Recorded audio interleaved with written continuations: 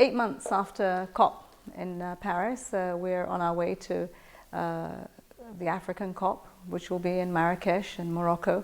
And so for us, that's very exciting. 2015 already produced the Sustainable Development Goals on Africa's watch, and we did incredibly well there by setting the agenda, and this very much a part of it. Our expectations really high because what it means for us is implementation will be the litmus test of whether all those words and the hard negotiations into the early hours actually mean something to the world. So signing the agreement, ratifying it, and really putting the financing, the resourcing, the commitments we made to adaptation, women at the center of things becoming a reality, and which better place to do it than Marrakech. So very exciting. What's Nigeria doing about this, and what role do we hope to play? Since we got back from COP in Nigeria, the first thing we did was actually to go out into the field and see what did this mean for us within the Sustainable Development Agenda. How did climate change play out? What did it mean for conflict? Our government looks at security, at governance, and at the economy, in particular infrastructure and jobs. And so, you know, the climate agenda is very important to that. And we visited from the south, where you see the pollution of oil companies and conflict, in the middle of the country and around, the real tensions between herdsmen and farmers, where land is less available because of desertification, because of gully erosion. So how can we reclaim that and release that tension? And then of course Boko Haram in the northeast, where, you know, we want to replenish Lake Chad, recharge that, and bring back the livelihoods that affect over 40 million people.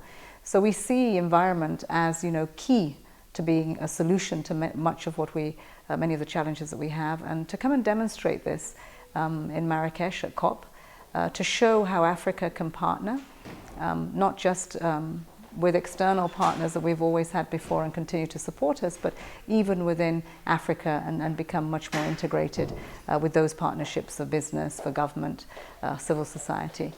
Nigeria's ambitions are quite high. We want to empower people, we want to take climate action, we want to protect the environment, and in each of those we do use an entry point as the NDC. It's ambitious. We've got what we want to do unconditionally, and we will do that. But to bend the curve, the conditional will be a big part of it, and that means what are our partners willing to do? As we ratify this agreement, Africa, Nigeria, least responsible for the predicament that we're in today vis-a-vis climate change, and yet we carry the burden. And so really, I think the onus is on our partners to see those commitments they made in Paris. How do they translate them into real actions, and make sure that they can move the investments which are available? We proved that in Addis, as we discussed financing for development, that the money is there, but we need the keys to unlock it, and are we prepared to partner to do that? So Nigeria, ambition, yes. Come together with COP Africa, even better.